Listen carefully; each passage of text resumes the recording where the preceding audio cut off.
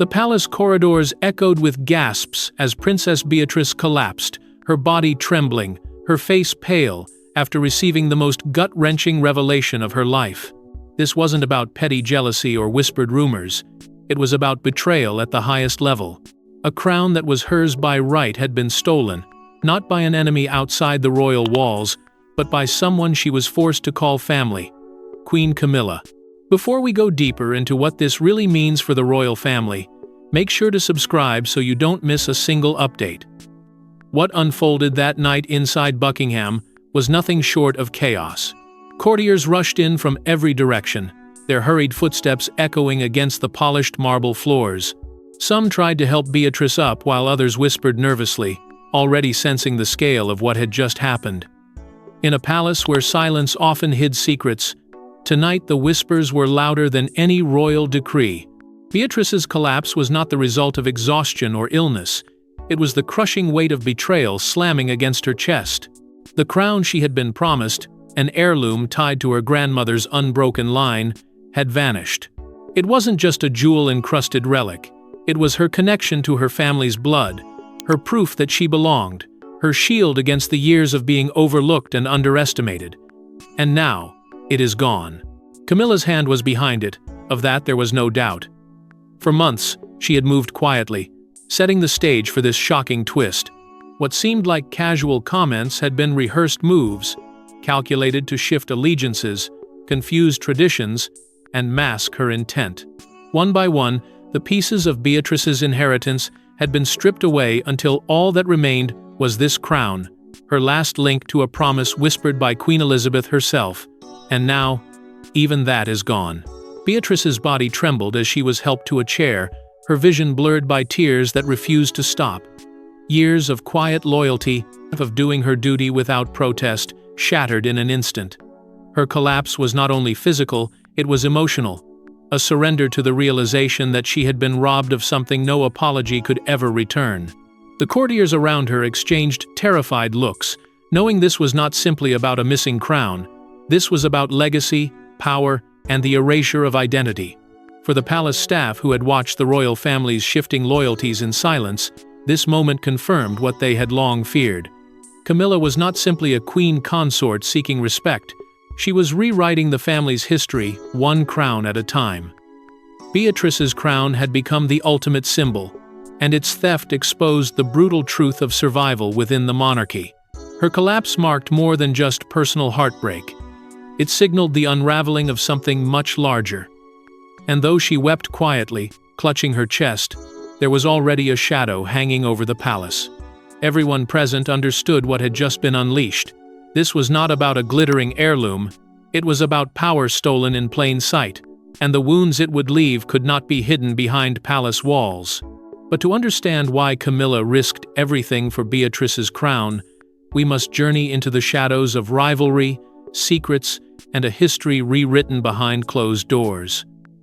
The crown wasn't just a glittering ornament. It was soaked in history, whispered about in private family letters, and silently promised to Beatrice as her symbolic link to Queen Elizabeth's lineage. Yet promises in the monarchy are fragile, too easily manipulated, too easily stolen. And Camilla knew the weight of breaking this promise would devastate Beatrice beyond repair. The crown's story stretched back generations, tied to queens and princesses who had carried its burden through wars, scandals, and triumphs. Unlike the state crowns paraded on velvet cushions during ceremonies, this crown carried something far more intimate. It was not merely worn, it was entrusted.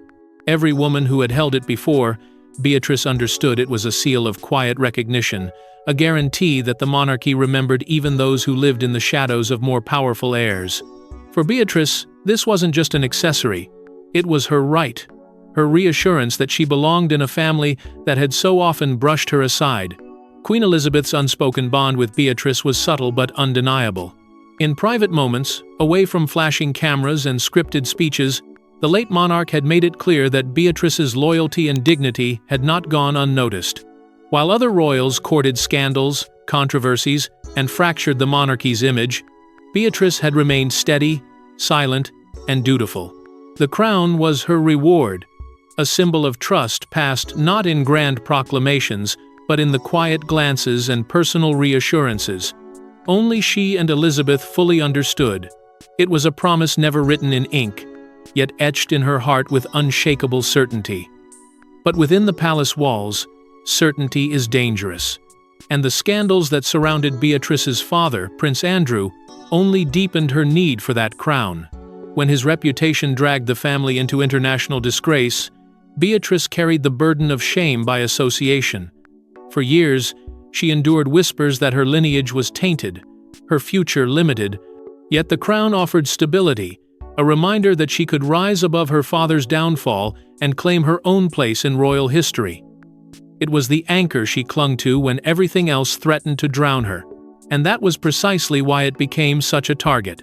Beatrice's personal struggles, her constant feeling of being overlooked and overshadowed by William, Harry, and even the new generation of royal children, made the crown her lifeline. It wasn't about prestige, it was about survival.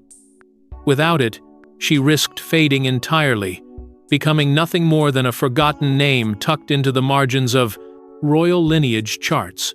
Camilla, ever the keen observer, saw this vulnerability with chilling clarity. Over time, the crown became more than a symbol to Beatrice. It became an obsession to Camilla. The queen consort's awareness of its weight grew with each passing year, and so did her envy. She understood the quiet power the crown held, and she despised the notion that Beatrice, a princess long kept in the background, could wield such influence through heritage alone. Seeds of strategy began to sprout in Camilla's mind.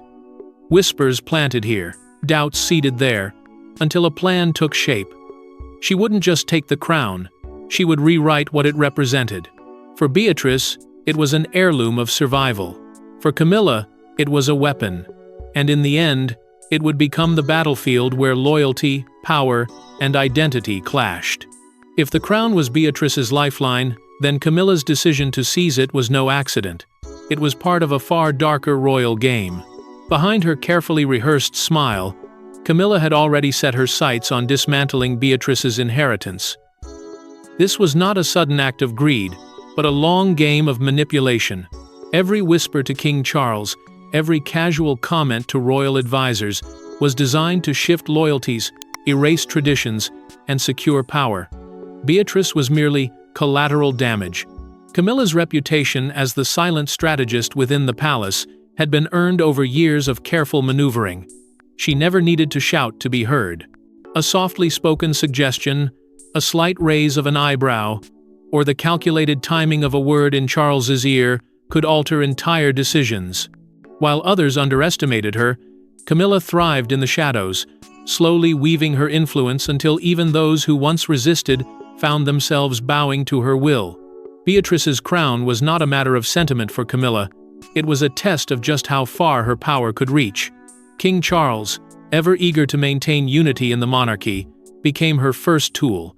Camilla learned how to frame her ambitions as duty, convincing him that the crown was safer under her watch, shielded from the controversies that clung to Beatrice's family. She painted a picture where Beatrice's inheritance wasn't stability, but a threat, a reminder of scandals the monarchy could never fully outrun. And Charles, caught between his love for his wife and his obligations as sovereign, began to lean toward her narrative, until he too questioned Beatrice's right to what had long been promised. Advisors, once bound to tradition, soon found themselves tangled in Camilla's growing authority. The palace has always thrived on protocol, but Camilla bent rules with frightening ease. She made sure her voice lingered in every meeting, her presence shadowing every decision. When advisors hesitated, she played the card of modernization, claiming she sought only to reshape the monarchy for a new era. But behind this polished reasoning lay ambition sharper than any crown's edge. Documents once clear became muddled. Lists of ceremonial roles were subtly altered. In records that had once named Beatrice as heir to her crown, Camilla's fingerprints rewrote the story. To the public, nothing seemed amiss, but within the palace walls, tradition was being erased, line by line. What was once secure for Beatrice became a fading memory, as if her claim had never existed at all. In private conversations, Camilla spoke often about modernizing the monarchy, but her words carried undertones only the keenest ears could detect. She did not want renewal, she wanted consolidation. Her modern vision was a kingdom where no one else's legacy could outshine her own. The crown she stole was not just an ornament, it was a victory in her personal war to cement her reign in the annals of power. And Beatrice, bound by loyalty, ignored the signs. She believed that silent obedience and quiet dignity would protect her, that the monarchy would honor its word because it always had. But Camilla thrived on such naivety. By the time Beatrice realized the danger, the ground beneath her had already been pulled away. But loyalty in the royal family is as fragile as glass. One sharp crack, and everything shatters. Beatrice entered the royal vault, expecting to see her crown safely preserved. Instead, her world collapsed. The case was empty. The crown had vanished. And the truth came at her like a dagger. It wasn't lost. It wasn't misplaced. It had been stolen. And the thief wore the crown in plain sight, without shame. She had walked into that room with anticipation humming in her chest, her steps heavy with the knowledge that soon she would hold in her hands the heirloom that connected her directly to her grandmother's quiet promise. Every polished stone and glimmering artifact around her seemed to pale in comparison to what she came to find.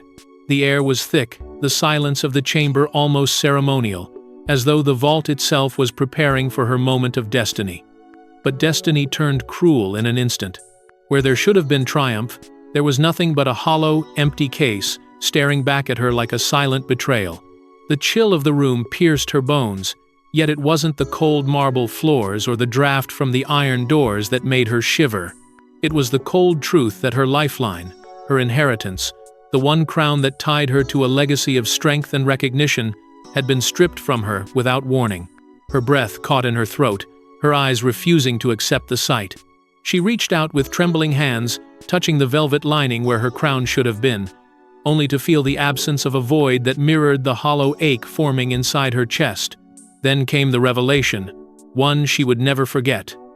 A trembling attendant, too frightened to look her in the eye, whispered the words that shattered her world. The crown had been claimed, but not by accident. Camilla had taken it boldly, deliberately, as though it had always belonged to her. The words slammed into Beatrice's mind like thunder, each syllable striking harder than the last. Camilla, the woman who had already seized so much of the family's story, now parading in the stolen glory of what had once been promised to Beatrice. The weight of it was unbearable. Beatrice's body gave way, collapsing in a faint, her spirit breaking under the crushing realization that this betrayal came not from a stranger, but from family. Courtiers rushed to her side, their whispers mingling with the silence of the chamber, torn between compassion and terror. Sympathy pulled them toward Beatrice, yet fear of Camilla's wrath held them back. No one dared speak too loudly, for even the walls seemed to carry tales to the queen consort's ears. Her tears fell, not only for herself, but for the tradition shattered in that moment. Generations of history that had once found continuity through her line were erased in a heartbeat. The vault, once a sanctuary of royal legacy, had become the graveyard of her promise. Each tear that fell against her gown became symbolic, a testament to the weight of betrayal that would forever mark her soul. But what made Camilla bold enough to steal a crown that was never hers? The answer lies in the ruthless politics of survival. When confronted, Camilla didn't falter. Her justification wasn't whispered, it was declared. The monarchy had no room for weaklings. To her, Beatrice was an expendable piece in a chess game. And the crown? A prize that would cement her dominance, ensuring her family's name would echo louder than Beatrice's bloodline. Her words cut like ice. Camilla spoke with the authority of someone who believed not just in her right to rule, but in her ability to bend centuries of tradition to her will. She dismissed the whispers of betrayal, framing them instead as progress. The monarchy must evolve, she proclaimed, her tone sharp, her gaze unflinching. Tradition, she argued, was not sacred. It was malleable, a tool she could reshape for her reign. To her, Beatrice's claim was nothing more than a relic, an inconvenience easily swept aside in the name of modernization. Beatrice was not seen as a rival, but as irrelevant. Camilla openly dismissed her, insisting the true weight of the monarchy now rested on the shoulders of William, George, and Charlotte, the direct heirs to the throne. In her view, Beatrice was a bystander, someone destined to fade quietly into the background of royal history. Her pain, her inheritance, her promise meant nothing in the face of Camilla's vision for the crown. And Camilla went further, justifying her theft with the arrogance only power can give. As queen consort, she claimed it was her right to decide which symbols of monarchy would live on and which would be buried. She portrayed herself as the protector of the crown, suggesting that only in her hands could it be safe, secure, and aligned with the future she imagined. The truth was far darker. Camilla was not protecting tradition, she was erasing it. Behind the scenes, her determination sparked fierce arguments with King Charles. Though he was reluctant, though he hesitated at the thought of breaking the fragile bond between Beatrice and the monarchy, Camilla's will was relentless. She cornered him with logic, sharpened by ambition, presenting herself as the one who could preserve the monarchy's survival by stripping it of unnecessary ties. Charles yielded not because he agreed, but because resistance against her was futile. In his silence, she found her greatest victory. Unchecked by opposition, Camilla's sense of entitlement grew. She began to see herself not as a queen consort, bound by duty, but as the architect of a new dynasty, one where her influence could never be overshadowed. The stolen crown became her trophy, proof that she could take what she wanted, rewrite what she chose, and silence whoever stood in her way. But the theft was never just about a single crown. It was about power itself, power to erase history, to elevate her own family, and to bury the legacy of others. In Camilla's cold justification lay a foreshadowing truth. This was not an isolated betrayal. It was the beginning of a reign determined to reshape the monarchy in her own image. And yet, for every ruthless justification, there came a wave of fury Beatrice could no longer contain. Humiliation cuts deeper than betrayal. As Beatrice recovered from her collapse, silence transformed into rage. She had lost her crown, but not her will to fight. And for the first time, whispers spread through the palace that Beatrice, quiet, overlooked, underestimated, was preparing to rise against the very woman who stole her destiny. Her recovery was slow, but it carried with it a quiet determination. She refused to let her pain consume her entirely. To the outside world, she appeared fragile, weakened by the shock of Camilla's treachery. But behind closed doors, Beatrice was learning how to sharpen her wounds into weapons. She spoke little, moved carefully, and gave away nothing. Her silence was not surrender, it was the calm before the storm. The one person who truly saw through her stillness was Eugenie. In whispered conversations between sisters, the truth spilled out. Eugenie, furious at the audacity of Camilla's theft, became both confidant and ally. She encouraged Beatrice to channel her grief into resolve, reminding her that this was not just about an ornament of gold and jewels, but about the survival of their branch of the family. These late-night talks lit a fire in Beatrice, transforming her shame into purpose. With each passing day, her anger grew harder to contain. Camilla's boldness, her sheer audacity in parading a stolen crown, gnawed at Beatrice's spirit. It wasn't merely the act of theft that enraged her, it was the message it carried. Camilla had not just taken a crown, she had stripped Beatrice of dignity, reduced her place in the monarchy to nothing more than a shadow. The arrogance of it burned, until Beatrice could no longer bear the silence. And though the palace was shrouded in fear, not everyone was blind to the injustice.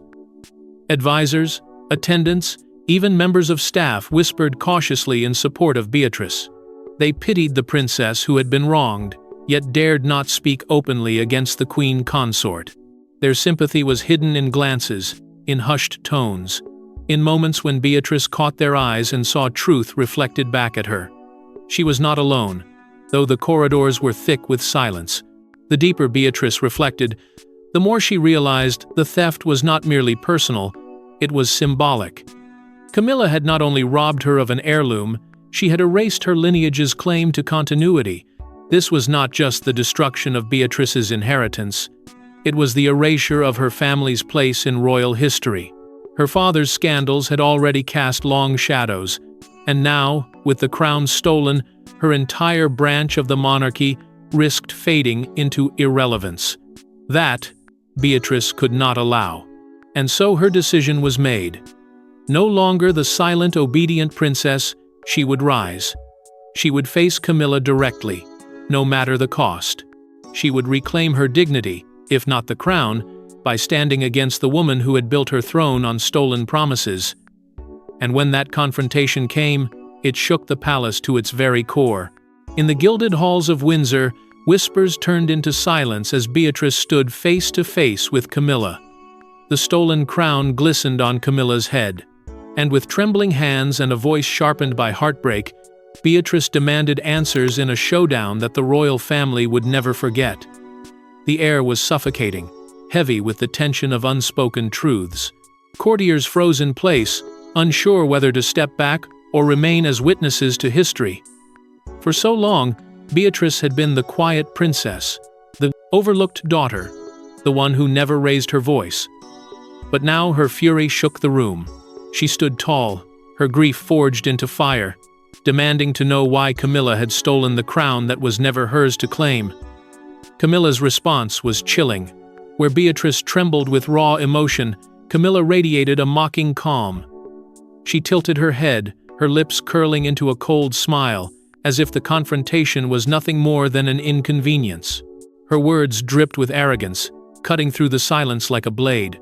She spoke of power, of necessity, of her right to lead the monarchy into a new age, an age where tradition was pliable and bloodline no longer guaranteed privilege. To her, Beatrice was irrelevant, a relic of a past she intended to erase. The exchange grew sharper, every word a clash of values. Beatrice invoked the sanctity of tradition, the promises whispered by Queen Elizabeth, the duty of bloodlines honored through centuries. Camilla countered with ambition cloaked in logic, insisting that survival demanded sacrifice and that she, not Beatrice, was strong enough to bear the weight of the crown. The chamber became a battlefield of voices, one fueled by grief, the other by ruthless control. Caught between them stood King Charles, his face pale, his body rigid. His niece's anguish and his wife's defiance tore at him in equal measure. Yet he did nothing. Powerless, paralyzed by the fear of destabilizing his fragile reign, he allowed the clash to unfold unchecked. His silence was its own betrayal, wounding Beatrice as deeply as Camilla's theft. For in that moment, she realized she could not depend on even her own blood to defend her rightful place. The climax came when Beatrice's dignity shattered. She reached for recognition, for justice, but Camilla refused to yield. With each refusal, the crown on Camilla's head gleamed brighter, not as a symbol of unity, but of conquest. Beatrice's heart broke anew, but she did not crumble. Instead, raised her voice, stronger than ever before, declaring that she would never forgive this betrayal. The words echoed through the halls, a promise forged in fury that left the courtiers trembling. This was no longer a private dispute. It was a rupture in the heart of the monarchy itself, one that would spill far beyond the palace walls. But Camilla underestimated the storm her theft unleashed not just within Beatrice, but across the nation. What began as palace whispers exploded into public outrage. News of Camilla's theft leaked, and the people who once tolerated her now turned with venom. Sympathy for Beatrice surged, and the nation demanded justice. Camilla had won the crown, but at the cost of her reputation, her trust, and perhaps even her throne. It started with the tabloids. A story that was supposed to remain buried within Windsor's gilded walls found its way into the headlines, splashed across front pages with words designed to wound. Crown stolen, Beatrice betrayed, Camilla's cruelty exposed. What had once been a private humiliation for one princess became a national scandal, devoured by the public with outrage and disbelief. The quiet corridors of the palace could no longer contain the fury Britain itself was now watching. The response was immediate and merciless. Crowds gathered outside royal residences, their chants echoing into the night. Commentators on television questioned not only Camilla's motives, but her very fitness to represent the monarchy. The crown she flaunted had transformed into a symbol of arrogance, of injustice, of a queen consort willing to destroy one of her own for the sake of power. And as the backlash intensified, Camilla's carefully cultivated image began to crumble before her eyes. For Beatrice, the tide was shifting. Sympathy flooded in from every corner of the nation. She was no longer just the overlooked princess hidden behind louder figures in the royal family. She became the wronged princess, a woman who embodied loyalty and dignity, only to be betrayed by someone meant to protect the monarchy's unity. The people saw in her their own heartbreak, their own sense of injustice. And in that reflection, Beatrice found herself elevated to a role she had never anticipated, that of a tragic heroine. Politicians, journalists, and royal experts joined the storm, some openly questioning Camilla's legitimacy. What authority did she truly have, they asked, to rewrite traditions so carelessly? What gave her the right to steal not only a crown, but the dignity of another royal bloodline? The monarchy itself was dragged into the court of public opinion, its centuries-old stability now trembling under the weight of scandal. Social media magnified the fury tenfold. Hashtags surged across platforms, painting Beatrice as the victim of palace power plays. Her tears and collapse turned into powerful symbols of betrayal. Videos, commentary, and impassioned defenses of her legacy spread like wildfire, igniting a movement of public empathy unmatched in recent memory. Camilla may have silenced Beatrice within the palace, but outside its walls, the people had given her a voice louder than ever. For the monarchy, this was not just a scandal, it was a crisis. Its reputation hung by a thread, shaken by a single act of arrogance that revealed fractures no crown could conceal. Camilla had underestimated not only Beatrice's quiet strength, but also the nation's capacity for outrage. What had been stolen in silence now burned in the public eye, and the consequences were far from over. And as the fury grew louder, Beatrice was left with one final choice: remain silent, or strike back in a way that would rewrite her destiny. In the end, the crown was no longer just an object, it was a symbol of survival. Beatrice's collapse had marked her lowest point, but her reckoning would define her legacy. Whether through vengeance, resilience, or a new claim to power, Beatrice stood ready to remind the world that stolen crowns may glitter, but they carry curses no queen can escape. Her dignity, once shattered in the vault and broken in the halls of Windsor, began to return piece by piece. Beatrice realized that though the crown had been stolen, her spirit could not be taken. She rose from humiliation, not as a defeated figure, but as one who had endured betrayal and yet stood tall. This quiet resilience became her greatest weapon. She may not have worn the crown on her head, but she carried something far greater: the weight of the people's sympathy and their belief in her rightful place. It was in that belief that Beatrice discovered her new identity, the people's princess. No longer overshadowed, no longer relegated to the background of royal ceremonies, she began to shine in ways Camilla could never have anticipated. The public, enraged by Camilla's cruelty, lifted Beatrice higher than any crown could. Every word she spoke, every appearance she made, became a symbol of resistance against the arrogance that had stolen her inheritance. She overshadowed Camilla, not through power seized, but through respect earned. And in the shadows of the palace, Beatrice found allies who had long remained silent. Advisors who once bowed to Camilla's will now began to whisper support for Beatrice. Staff who had pitied her stepped closer, emboldened by the nation's outrage.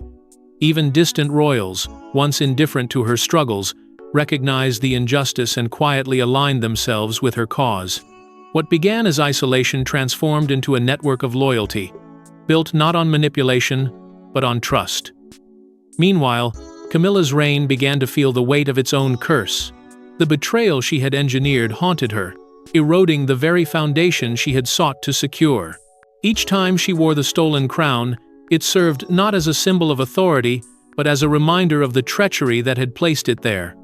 The whispers of discontent grew louder, her legitimacy questioned at every turn. her arrogance exposed as the very flaw that would undo her. Beatrice, once the victim, transformed into a figure of defiance. Her story shifted from tragedy to triumph, from collapse to reckoning. She no longer needed the crown to validate her place. The people themselves had given her a greater honor. By standing against betrayal, she had claimed a different kind of crown, one of strength, resilience, and unbreakable will. And yet, a question lingered, whispered through corridors and echoed in the minds of those who believed in her. Could the stolen crown one day return to its rightful heir? The suggestion hung in the air like a prophecy, a reminder that what is stolen in arrogance can always be reclaimed in justice. And so the story ends not with closure, but with a chilling reminder. In the monarchy, crowns are stolen, promises are broken, and collapse often marks the beginning of something far more powerful. Thanks for watching. Don't forget to like and subscribe, and we will see you in the next one.